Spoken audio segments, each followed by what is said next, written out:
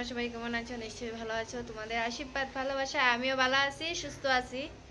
আর আজকে সকাল স্টার্ট করছি অনেক আগে, ঘরের কাজ কমপ্লিট। এখন শুধু ঘর মুছতাম, স্নান করতাম আর টিফিন খাইব।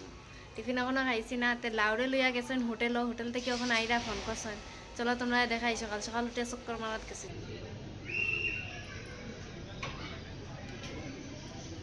এই কই গেছলে? কই গেছিলে?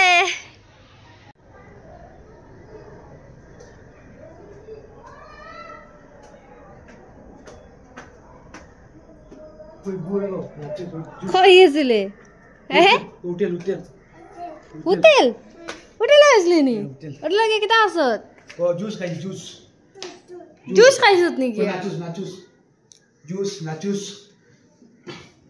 এই চপ্পল কিটা আনছো তোমার লাগি? হ্যাঁ চাট চাট সাদা আনছত নি? আচ্ছা দেখো হোটেল হোটেল দেখো সকালে ঘুম থেকে উঠে তাত লাল লগে হোটেল গিয়ে চক্কর ঘুরে উড়িয়ে আই গেছে। কিটা খাইছো তুমি? জল খাইছো? খালি জল খাইছো নি? জুস জুস ঠান্ডা খাইছো? জল তার জুস না, এটা ঠান্ডা। নাচুস ও নাচুস নাচুস কিটা? নাচুস ও নাচুস নাচুস ও নাচুস। কেন বাইরে গেলি?